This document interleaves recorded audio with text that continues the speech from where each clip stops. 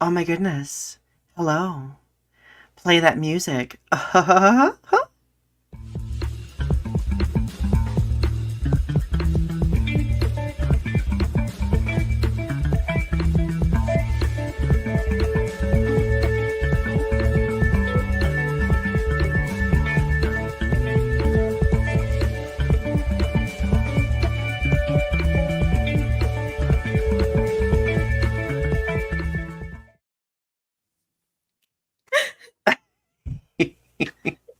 I still am obsessed with our intro, honestly. Me too. We're so cute. Good evening, everyone. It is Thursday, September 5th, 2024, and you are listening slash watching Restitching the Tapestry. We are on episode 171 tonight. Our topic is toxic nostalgia. We have a lot to talk about today, but obviously, before we get to that point, Ari, how have you been and what have you been up to? Oh my goodness. I have been just killing the YouTube game lately. Oh my goodness. Oh my goodness. You have.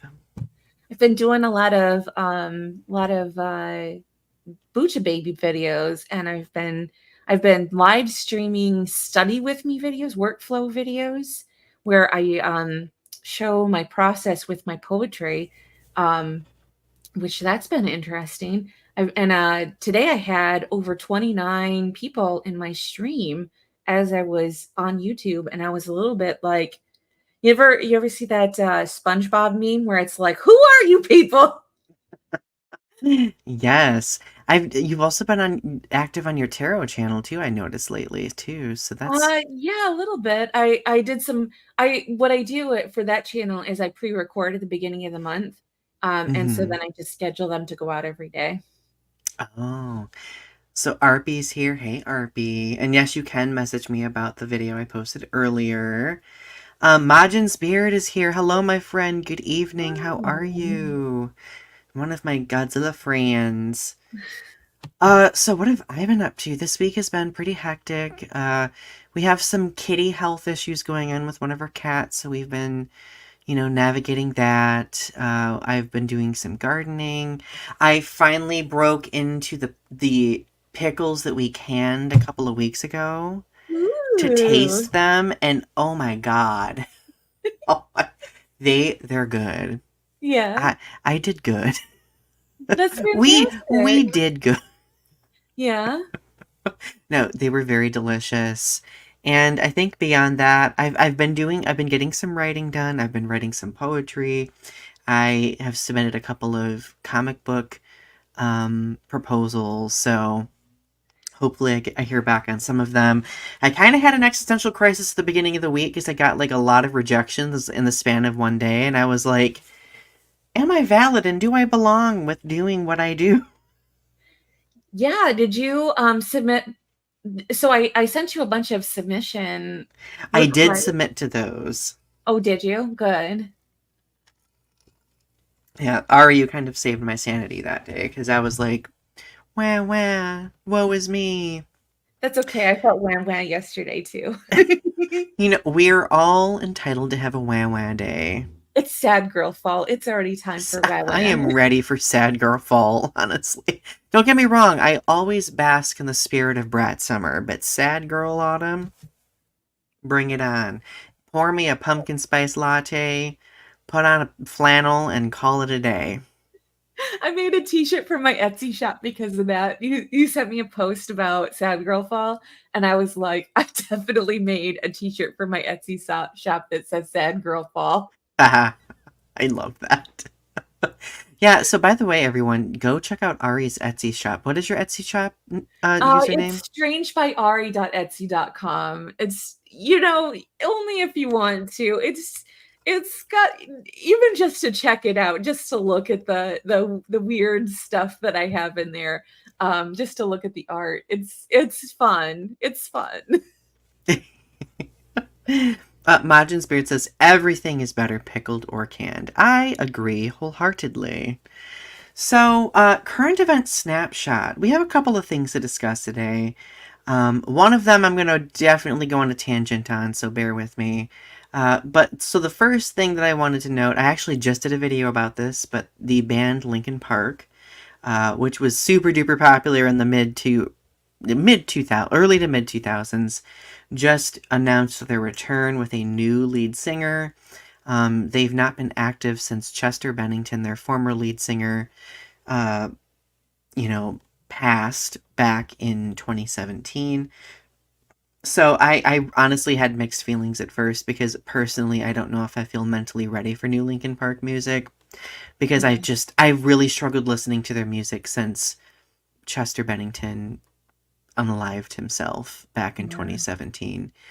And I think it was difficult for me to listen to the music because like a lot of the songs are very mental health driven, like messages of survival, and then of course with what happened in 2017, it almost felt like a complete detraction from all of those messages. And I remember in 2017 feeling very, very hopeless Yeah. when he passed. So yeah, Majin's Beard said she is growing on me after the new music video that was dropped. Yeah, they did release a new music video. Um, and Majin Spirit said, I felt I needed their music more after his death. That's fair. That's totally fair. Yeah. I guess everybody grieves differently. Everybody reacts differently. I am excited for what they have in store. I mean, it makes sense that they would choose to continue on eventually. A lot of bands Yeah. replace lead singers if something happens, you know? Um, I mean, I don't think anybody, let me correct my wording. I don't think anyone can replace Chester. However, I do think that Emily, I think her name was Emily. Emily stepped into the role, and I know that she's going to do great. Yeah. Yeah, but we wanted to have that in the current event snapshot, considering our topic tonight is toxic nostalgia, because I've been seeing a lot of fans being very hateful about this change, and I attribute that to, of course, possibly their grief, but also clinging to the nostalgia of the early to mid 2000s, which we know a lot of people do in media in general, and we'll be unpacking that later. Yeah. So, others like in more sad news though, I was on fire yesterday with the news of yet another school shooting. I Um, just, yeah. I this just, time in Appalachia, Georgia. Four people were killed, two students and two teachers, and there were a number of people injured. I, as a teacher, it's unsettling because now I'm at this point where I have frequent conversations with my students about, like, well, what do we do in these types of instances, right? And yeah. the truth is, I don't think, like, you can get training, you can do scenarios, you can. Are you ever really prepared for something like that? No. No. How did you react when you heard that news yesterday? The first time I heard about it, saw a tweet on Twitter about a girl who texted her mom and said, "I'm not the most. I'm sorry, I wasn't the most perfect daughter." And it just that was like the most awful thing. Just apologizing for, Yeah, because she thought she was gonna die, and just I don't know. I don't know how to deal with that. Just it's I I'm speechless. It's awful to such a degree, and yeah, I it doesn't get any. I know that I've seemed like a little bleeding heart liberal that says, like we need to do something about the gun problem. There's a problem with the guns in this country, but it doesn't get easier when kids are getting shot and killed in schools and that they can't even feel safe in a place where they're supposed to be learning. yeah. I honestly yesterday had to step away from social media for a while because So I was on TikTok and I was seeing like some of the students like sharing their what happened, like their observations.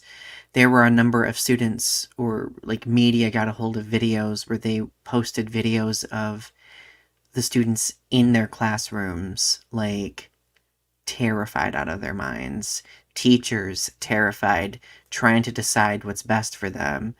There was a news report where this was really difficult to hear, um, but there was a news report of somebody here, like a teacher hearing like ruckus in the hallway, so she went outside to check, and it was the gunman, and she got shot, and the students had to drag her back into the classroom and perform like trauma, you know, processes on her, and I think that was one of the teachers that ended up dying. So it's just the reason why I wanted to draw attention to it is, I mean, as a teacher, this is just I never thought that this would be something that would be in the back of my head all the time now. Like, wherever I am on campus, now I'm at this point where I'm like looking at exits and looking at what would be the safest route to take if something happened? What would be the procedure or process I follow?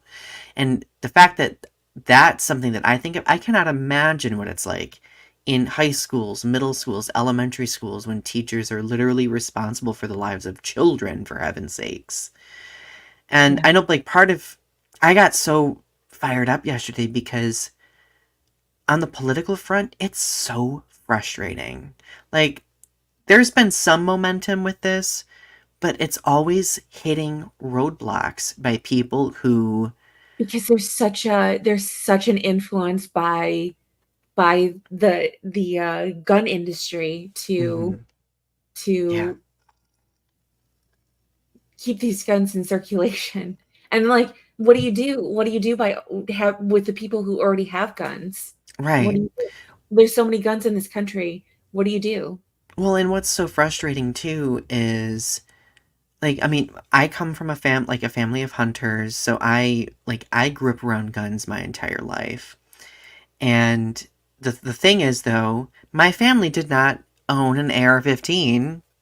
Yeah, Like nobody needs to have an AR-15. Like yeah. nobody needs that. So So, it's just what ugh, do we do at this point with what do we mhm. do?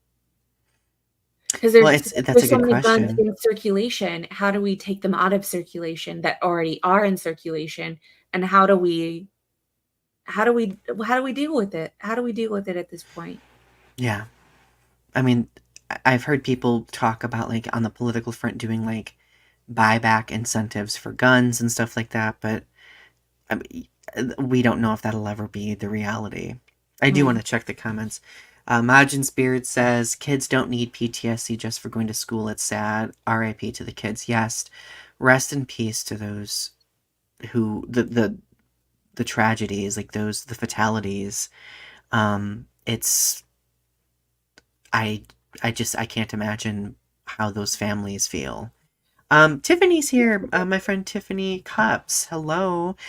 Georgia also has very lax gun laws compared to other states. Yes, a lot of southern states have very lax gun laws, unfortunately.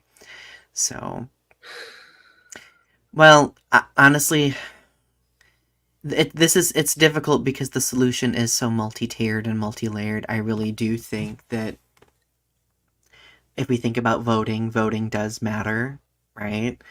um, especially local elections, state elections. So I think keep that in mind. If this is a topic you feel very passionately about, like we do, just keep that in mind. So, Ari, do we want to get to the mission statement? I think it's your turn tonight. Yeah, sure. I can do that. We live in a dynamic society where social media shapes us by creating greater opportunities for connection. It has led to a developing understanding of the adversity many marginalized communities face, the powers causing the adversity, and those who act as bystanders as atrocities take place in real time. Our goal with this show is to make connections and have challenging conversations about social topics, current events, pop culture, and art. Together, let's weave the threads of understanding with what privilege we have in order to learn, educate, and create in a world that's growing. Excellent. Yeah. So we did want to talk about toxic nostalgia tonight. I think this is a topic that we've wanted to discuss for quite a while. Yeah. Um, so I mean, how what makes nostalgia such a big deal to people, right? That's kind of like the overarching question. Um, Ari, how would you answer that question? So with nostalgia, it's like because as we form our base memories, like as we get older, you need to connect with the things that you knew when you were young as a way of feeling a sense of order. I feel like that's what it is. There's because when you look back and reminisce on your life, you want to feel as though um things made sense, it wasn't all just bad, or that there wasn't something that you look back at those things and you want everything to be good and perfect and well ordered and situated in a way that it's it makes sense, and that everything was this perfect, rosy picture. That's why you only take pictures of people, smiling at graduations or birthday parties or those things, because you want to have those moments in which you can look back and be like, yeah, that was a good day, and you can remember Hmm. all of those good days. No, I think that's a great explanation for it. Lacey's also here. Hello, Lacey. It's good to see you. So, no, I think that's a great explanation. Like, you mentioned that sense of order. I do think that nostalgia does create that sense of order. I think there's a certain safety that sometimes people feel in that nostalgia too. Yeah. I'll never forget. So, the one of the big instances where I just literally got slapped in the face by nostalgia was on social media. There was this trend on like TikTok and Reels and Shorts where people were like taking that really nostalgic was it a Donkey Kong song and overlaying it over like pictures from like the 90s, you know, that do do do do do do do. Oh, really? And people in the comments were like, "This is making me sob because the music is so nostalgic." And I remember watching some of those and being like, what is this overwhelming feeling I'm experiencing? Yeah. Um, let's see. Tiffany says, I think there's a sense of safety and predictability. Yes. Yeah. It's why we go back to our favorite shows. It's not unexpected, it's safe. We know it makes us feel good. Case in point, why I go back and watch Star Trek once a year, all of the series, because it gives me a sense of, it makes me feel the 90s hope in the future. Yeah. Because it's Uh, those comfort things, a lot of people have don't like to watch new things, because when you watch a new thing, there's a fear of watching those new things, because if you watch that new thing, especially like new movies or TV shows or things, because it's unexpected, you don't know what you're getting into. I've heard a lot mhm. of people like to only. That's why Friends was so popular, is because you'd watch Friends over and over again. The storylines are predictable, and you have this sense of order, and everything just wraps up at the end of the show, Yeah, and you have this within a half an hour storyline, and because the show had ended, you just kind of knew everything that happened up until the end, so it was sort of like everything just was like neatly wrapped up. The Office right. too. The Office was Oh, one of The those shows Office. everybody was really excited about. The Office, and they could just watch the same show over and over and over and over again. There was like minimal pressure. I was this way with watching like Golden Girls and The Nanny. Yeah. Like there's just each episode was low pressure. You could invest but not like get too invested, you know, Yeah. full circle moment, etc. And I gradually became that way with a fantasy and everything as well. So Yeah. now, like, how do our memories affect the past? I mean, I think that it kind of, I think our memories paint like a very rosy, warm picture of when we felt some semblance like you were saying earlier, that normalcy, right? Right. Well, someone told me once that every time we experience a memory, it's like we're pulling it out of a box. So the emotions that we're feeling at that moment or what we're experiencing in our reality at that moment um, paint a picture about the past.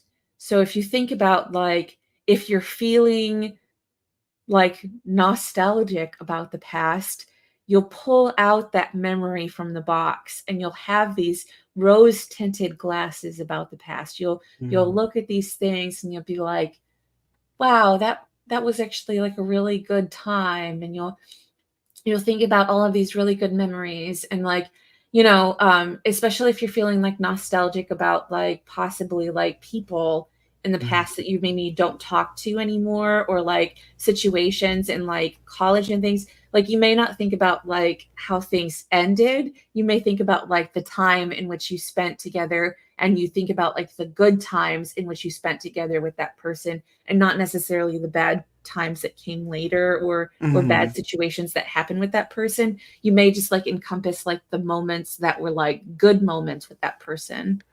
Well, yeah, I think oftentimes the good moments overshadow anything else, right? Yeah, I mean, case in point, when you and I were in college, was it our second year? I think we had a pretty big falling out at one point, but then yeah, like we reconnected over the years, and it just yeah. felt like nothing happened. Well, yeah, but that's because our friendship endured anything bad that could have This is true. happened. This is true. Well, and we both grew as people too, Yeah. you know, because heaven knows when you're in college and you have feelings about everything, like sometimes people make choices. Also, I just really loved you. You were just my best friend. I loved you too, and still do very much. Yeah. So, have you? So, okay, well, let's talk about friendships then. Have you ever stayed with friends or stayed friends with somebody who was toxic for a long period of time due to the nostalgia, kind of like that trauma bonding? Oh, Yes. we've talked, I think, did we have an episode last season where we talked about trauma bonding? So, let's touch back on that. Like, did you ever have friends like that? Yes, I've had several friends who I stayed friends with for years because we went through uh bad situations together. It was just we went through a situation that was just, you know, not a good situation. And it goes back to college.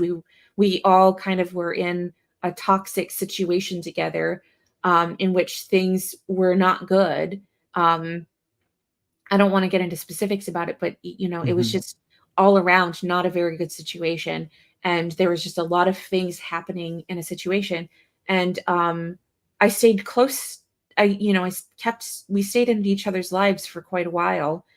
And I realized at a certain point that I was doing a lot of work in this friendship and I was putting a lot of time and effort into this friendship.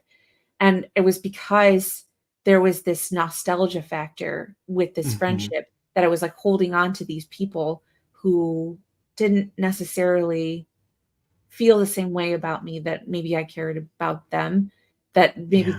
they didn't certain feel the same way about me that I felt about them. No, I felt that way too. I had many friendships, especially in college, where I knew that I was being taken for granted oftentimes in the friendships. I knew that I was being used for just, a shoulder. I knew that I was being used for appearances sometimes. And I would always go back because in that toxic nostalgia that I experienced, I felt at least some crumb of belonging. And I think, especially depending on what point you are in life, you will do almost anything to feel a sense of belonging, right?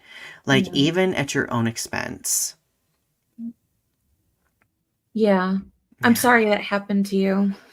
Oh, it's okay. Well, it was a learning experience, though. Like, in those experiences, I learned about myself.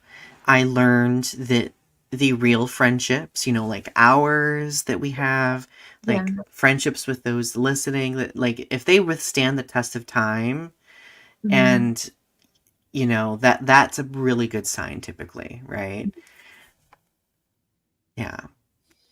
So, but I mean, even so, like sometimes, like even today, I might find myself being like gravitating to something nostalgic, even though if it might be at my own expense, and I catch myself and I'm like, Donnie, what are you doing? Like, it's the nostalgia that feels good, but is this good for you? Yeah.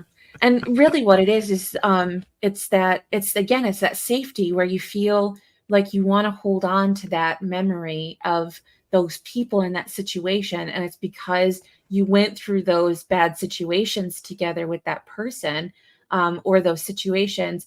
And it's sort of like going back to the thing. And I think for me, and especially like with ex-boyfriends and things, sometimes I feel like I want to reach out to them, or I want to talk to them, or, I want to, and it's sort of like I have to stop myself from wanting to do that because, and it's taken years of therapy to not want to reach out to them and reconnect with them, because of that toxic nostalgia, that I would Hmm. think of those good times and be like, maybe I can, maybe they, aren't angry with me, or maybe they won't abuse me this time, and like maybe it'll be okay, and maybe they're becoming a better person, or like maybe things are going to be okay, like maybe they, have changed for the better. And like that toxic nostalgia kept me in this cycle where it kept me in a cycle for almost 10 years, where I would just, constantly keep going back to that same person, Hmm. and um I would just text them every so often and be like, "How you doing? Are you okay? Like, is everything okay?" Because people say you can be friends with your ex, Hmm. and they tout this like, "Oh, I'm friends with my ex," and like they say like, "Oh, it's possible to be friends with your ex. Like, Hmm. why can't you be friends with your ex?" And it's like, this if you're listening to this, don't be friends with your ex. Just move on. Hmm. Move on. Do Yeah. not text your ex. Do not text your ex. Because it'll just take you down that toxic nostalgia wormhole, and it's hard to come back from that too. Well, Yeah. so Lacey commented saying, "Yes, Ari, I know that feeling 110%. Yes. Absolutely." Do not text your ex. Just do not fall down that toxic nostalgia rabbit hole. Just leave them alone. Just because they're gonna hurt you again. They're gonna try to, because what it is you're gonna text them, and they're gonna text you back, and it's gonna be good for a little while, and then what it is they're gonna start abusing you again, and they're gonna Hmm. get in your head, and they're gonna say some really cruel, awful things, and you're gonna regret having texted them.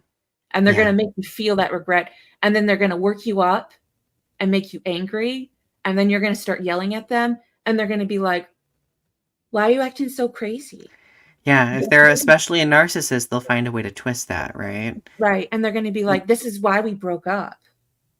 Lacey says, never have. I'm doing good so far, but I've had many thoughts of doing it. Yes. And good job for not doing so too, because I know Right. that's like I mean, especially if you've been with somebody for a long time, and especially if they were abusive to you and you're drawn to them still, like it can be difficult making that ongoing decision, right? Like it takes vigilance, you know.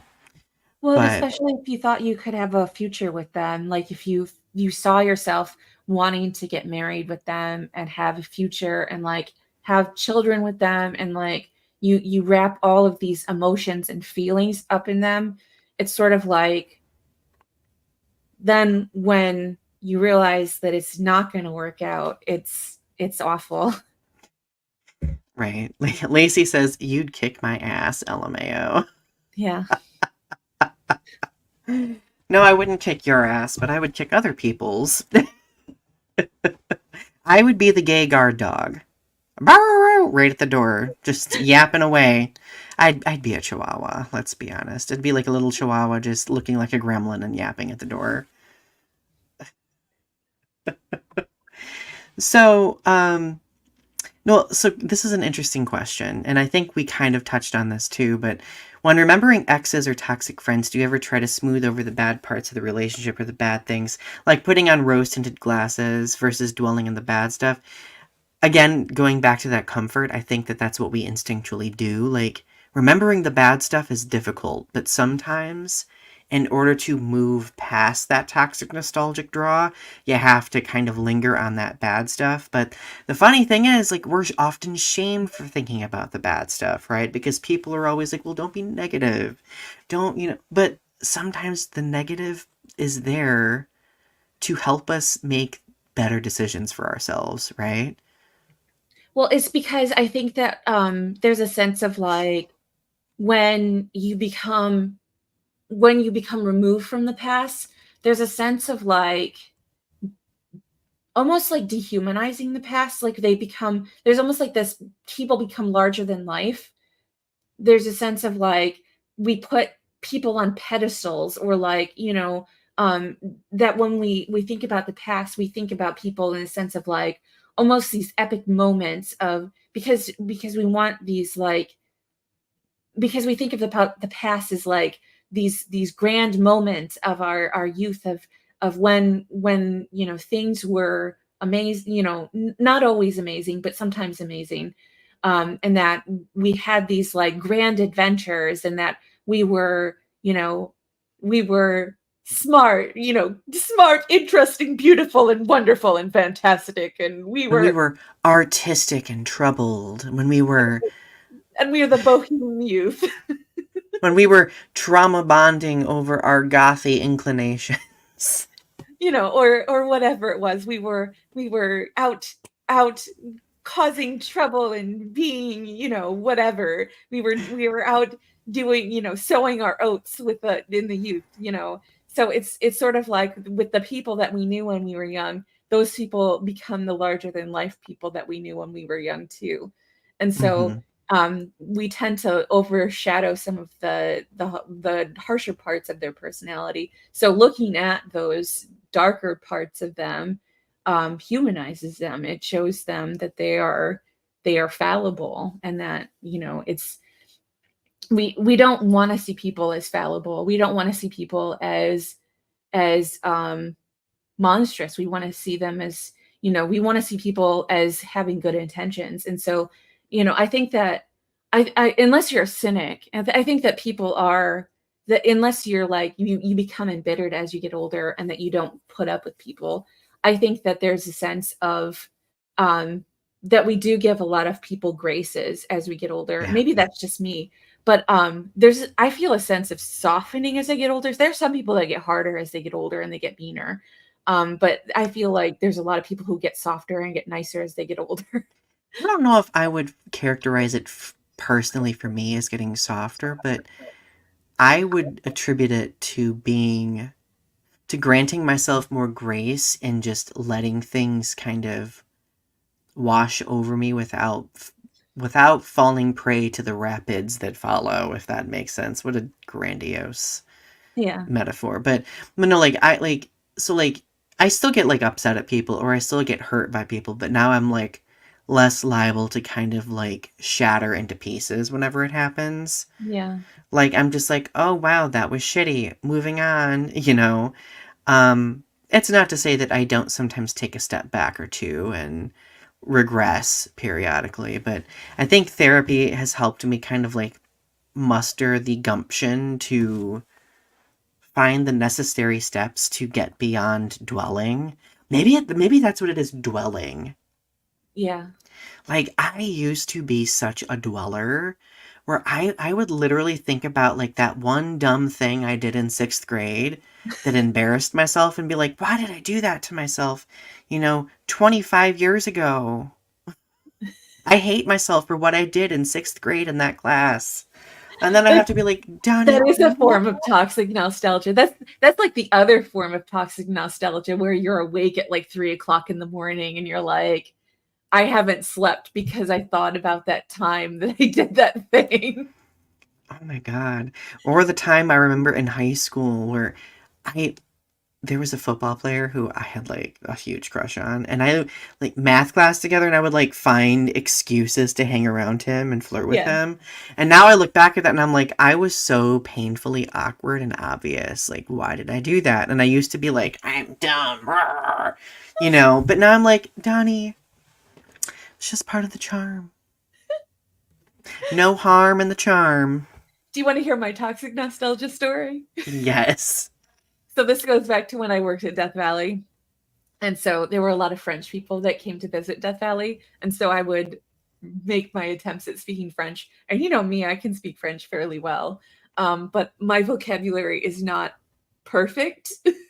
So I was listing off the menu. And one of the things I said was, Nous avons végétable. We have vegetables. But I said végétable. And they get, you mean legume? And I said, oh God, I said vegetable. And they said, yeah, it's legume. And they looked at me like I was the most disgusted thing that I've ever said. And I was horrified. And to this day, I lay awake at night and I go, it's not vegetable. It just like haunts me to this day. I'm just like, oh God. I'm just like, sometimes I'll Google it and I'm just like, what's the word for vegetables in French? That's so funny. I mean, it's not funny, but like now that we can look back on those things, it like we there is an oh my god. At CMU during our undergrad, I will never forget. I was so embarrassed that this happened.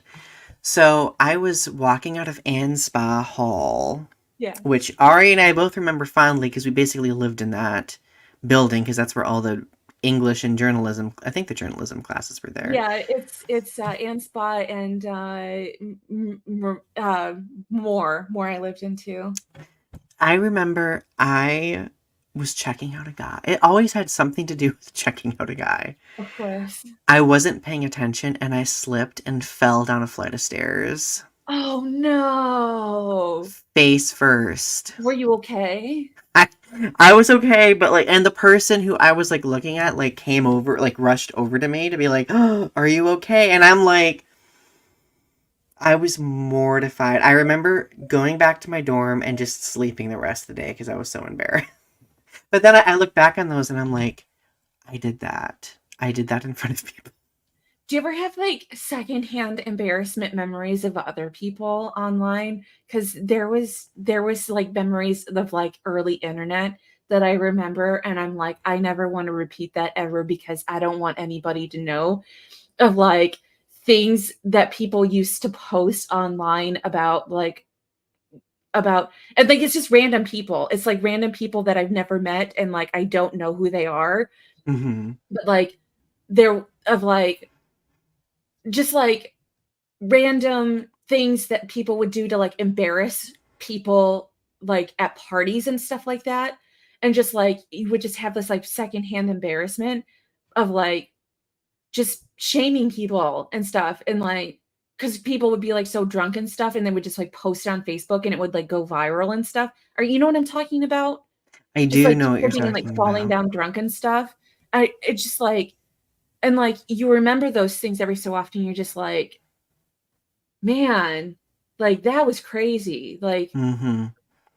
Oh, on the old Godzilla message boards that I was on, I always remember people saying like super problematic things and being like in 2005 I didn't think they had aged well, but now in 2024 I'm like that really doesn't age well, right? yeah. So, well, okay, so let's shift from the personal and focus on the pop cultural a little bit more because I do believe that toxic nostalgia manifests itself pop culturally speaking too.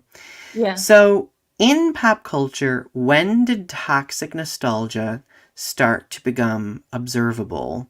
Or perhaps when did it become observable for you?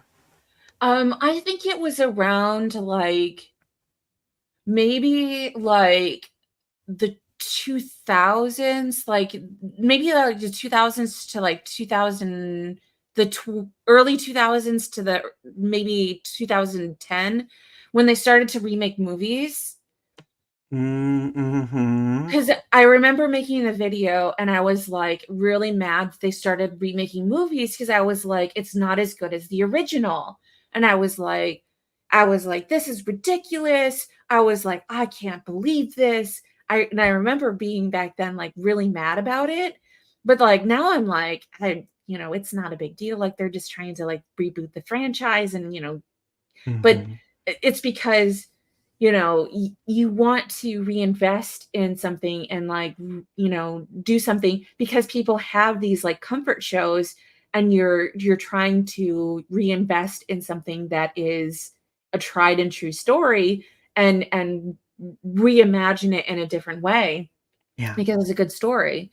But or like tell the story using because like how many times have we seen people remake say like the movie Little Women? We've seen it remade like 4 or 5 times now. Mm-hmm. So I mean, are we gonna get mad every time they redo Little Women? Are we gonna so Right.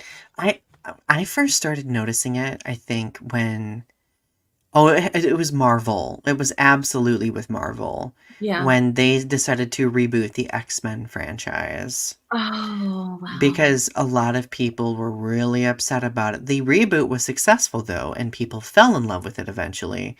But then they did, I think, was it, what year was it? Was it 2017, I think? They decided to reboot the Fantastic Four. Yeah, they were really And mad about Fantastic Four. oh, it flopped so hard. Mega flop. And then of course like that just completely destroyed like that part of the franchise entirely. Yeah, well, the thing with X-Men is that it was Sony and it was good. I remember being really big into the X-Men series because they did like a whole rollout with it. They had like a whole website because I Mhm. remember being on the website and I was like super big into like all of the stuff that they had on the website because I was a big comic book fan back in those days. So I was like all about it and I was like, what characters are they going to have in the movie? And like, who are they going to show? And like, what do they have the propriety rights to? And like all of that stuff. And I was like really big into it. But because I was like, "Oh, are they gonna do Dark Phoenix? They're gonna do Dark Mm. Phoenix." And I kept waiting for Dark Phoenix. And so by the time they brought Dark Phoenix into the series, it was so disappointing. It was the I most know. Which disappointing part of instance? the Because series. both instances were disappointing because The they've done first the. the first instance where they put her in the water and it's just like Oh, just wait for the like. If you've not watched the second instance in the rebooted X-Men films, like that reimagining of the Dark Phoenix is not any better. I pieced Ugh. out for the second one because I was just like it was Yeah. my heart was broken with the first one. I could not do the second one. I just think that with toxic nostalgia, well, okay, so if media wants to appeal to nostalgia, you gotta do it the right way. Like, you gotta do it in a refreshing way that is not derivative. And I think that's the issue, is that it's been overdone so much that it becomes derivative. I'll give you another example. Musically speaking, a few episodes ago, we talked about Katy Perry's comeback and the shenanigans with that, right? Yeah. And the fact that the music that she's producing is not only produced by somebody problematic, but it literally sounds like it fell out of 2010, and it's not 2010 anymore. Yeah. Like, girl, that ship sailed almost 15 years ago, right? So, like, again, it becomes like derivative, and I think that's why people don't have buy in because they're exhausted of the derivativeness. Is that why am I just and just spitballing here? Is that why maybe oh god, JoJo Siwa kind of failed too is because she pulled from that song that was from like 2010, but Yes. she did it in such a way that it she didn't really add anything to the song. Um It was just intended to be like a grandiose spectacle, which in 2010 was completely fine because social media was young then and that's what people were gobbling up. And we do still sometimes today, but we know when. I think the internet is very savvy in being able to pinpoint when things are Are an appealing immediate to, a when they're, marketing grab? yeah, when it's becoming a marketing grab. And I think that that's what it was. Okay, RP has some comments. Not a fan of the Disney live action remakes. Some of them have been decent, some of them have not been so much. And then RP says, I think 90s and early 2000s music is the best. I mean, I like 90s and 2000s music, but there are people who frequently try to bring that back. Sometimes it works, sometimes it follows that formulaic, marketing grab derivativeness, right? Um, but so when, as a pop culture, new things come out, why do we often reject the new thing because we are so attached to the old thing? Well, I think it goes back to the comfort, right? Yeah. Right. Because we have Beetlejuice coming out too, and a lot of people are like, "Oh, I really like that old Beetlejuice." And like even with like things like Ghostbusters, Mm-hmm. the people really rejected the female Ghostbusters movie because they were really big into like the old Ghostbusters movie, and they had to remake it again with the kids in order for people to semi be interested in the Ghostbusters movie. Mm-hmm. Yeah. No, I think that's a good point. I think so. Obviously, I feel like media does evolve. Like, obviously, I think there are a lot of people who are hypercritical of toxic nostalgia, but also criticize the fact that sometimes when there are reboots, you know, these media companies will try to incorporate representation, and then people associate that as being a negative, because that's another reason why the Ghostbuster movies were received so poorly, because people were like, oh, women, what, like. Yeah. Well, and the thing about it is, really what it is a lot of these reboots and things like that, these nostalgia factor movies seem to be just kind of a cash grab that they're just playing on this nostalgia factor in hopes that people will throw money at these movies. And we've seen it so much that sometimes it feels a little overwhelming, that it feels like we're being taken advantage of as viewers, and that because Mm-hmm. because it feels like, okay, we're doing this again, but it's sort of like how many movies are how many percentage of movies are derivative. And it's sort of like, my mom has bought me a movie pass this whole year, and I have gone less than 5 times all year because the amount of movies that have come out are just not good anymore. Mm-hmm. And I want to see the Beetlejuice movie. I do, but I just I'm not excited. Like the other year, there were some movies that came before, like before the writer's strike. There were some really good movies that came out, and there was some really good writing that came out. But since the writer's strike, the movies have been just not good. Right. No, I agree with you completely. No, so I think that nostalgia can be beneficial, even financially speaking, if it's done correctly. But like again, people see through it. People can see when something is. I will say like I mean, God, the MonsterVerse, Godzilla being rebooted, like that has actually been more successful than I think people anticipated, and it's because they've been doing something different with it. They're not doing the same thing that we've seen over and over again.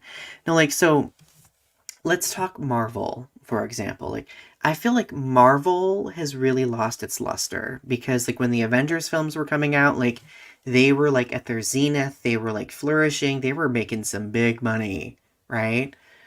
But because they've tried so hard to lean into nostalgia, like incessant, like just nonsensical humor that does not apply to the plot whatsoever, I feel like they've really sabotaged themselves because, or they blah, blah, blah, I cannot speak. They have sabotaged themselves because they assumed that the audiences would eat up anything post-pandemic. Well, because every movie is interconnected to each movie, so you have to watch all of the movies to understand the jokes that are in each of the movies. Mm-hmm. So it is that nostalgic factor that you have to, it's sort of like this in-crowd joke all around. So you have to spend I mean, a movie for a while there, a movie was coming out like every 6 months or so, or every like Yeah. 3 months. So it was like you were constantly having to like go to the movies to, I mean, like, constantly pumping out stuff. You were having to constantly watch TV shows, like paying for Netflix to watch TV shows, or like paying for Disney Plus to watch shows on Disney Plus. Yeah.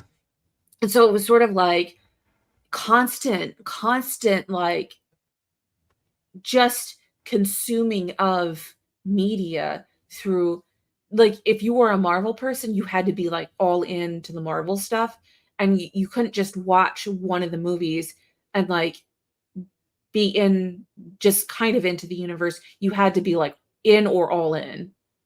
Right. No, I agree completely. Well, yeah, I do think that the toxic nostalgia really impacts audience accessibility. You're Yeah. not going to make new fans Yeah. with appealing to that. And I think that's why Marvel has significantly stumbled over the last year or two, because it really just Well, it because leaned they so heavily in that it just became non accessible to people. Well, just the point of entry became so difficult because in order to understand the movies, you had to start from the beginning. And it was watching, like, marathoning all of the movies was over 24 hours. Like, watching just up to Civil War is 24 hours of movies at one point. So you're just watching hours and hours and hours and hours and hours of content just to understand the storyline up to so far. Hmm. Yeah, So there's the absolutely. accessibility is just insane. Like, how do you even get to that point? Right. No, I agree with you completely. And this, so like the whole toxic nostalgia thing, like it immediately brings up Harry Potter for me too. Like, especially with how problematic J.K. Rowling has become. Like, I know a lot of people find it really difficult to go back and lose themselves in that nostalgia because of all of the social ramifications of the universe's creator, right? Um, Can I just decide about J.K. Rowling? absolutely. Can we just talk about J.K. Rowling right now? Um, Absolutely.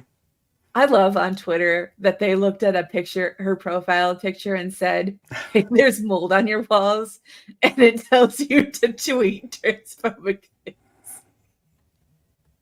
Mm. I love Twitter because they are so wild for People that. are so scathing on Twitter.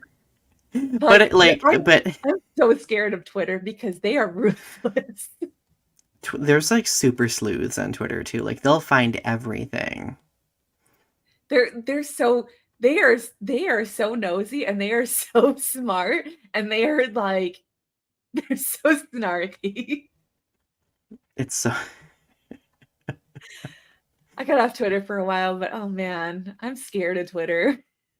I sometimes will go down these wormholes, like, especially with like the RuPaul's Drag Race fandom. Oh my god. If there's a toxic fandom that we could talk about.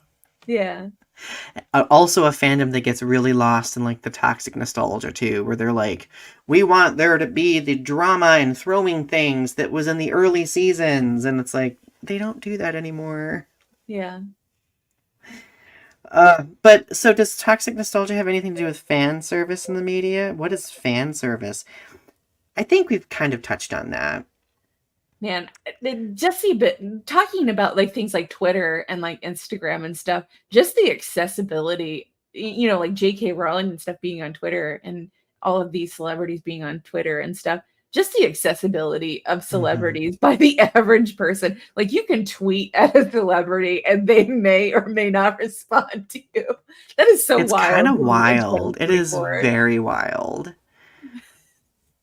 Like, before, celebrities were these like people who just like existed on television or like on the screen, and you just like never heard about their private, like, you might hear about it like like on these like entertainment programs and stuff about like what kind of drama they're getting into, or like you might hear about it in the newspaper or something, but like you did not hear about their personal opinions about anything. And like it's so Right. wild to me that they can just tweet at somebody like I don't know. It's so wild to We me. need to do an entire episode on parasocial relationships. I think It we really is both have had wild. our fair share of experience with that. I've had delusions about parasocial relationships, let's be honest.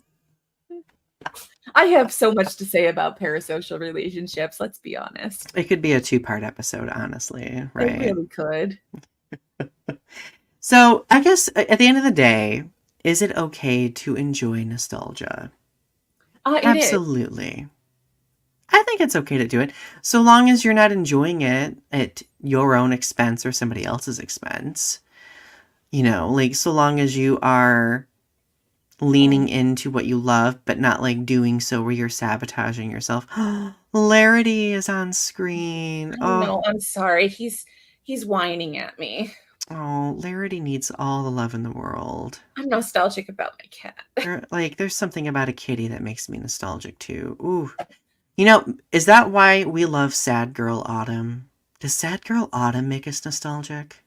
It makes me nostalgic for when I was 23 and in college, and I still have my scarf, my little I'm wearing it to France. I'm my little scarf.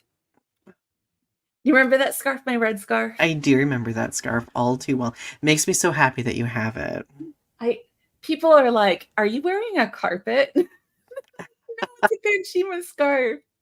No, I remember in college in the autumn, I would wear around like one of those like peat coats, and I would Mhm. pretend that I was like refined and Yeah. like artistic, like and troubled by the art by the artisticness within me. Absolutely. If you're not young and boheme, what are you doing with your life?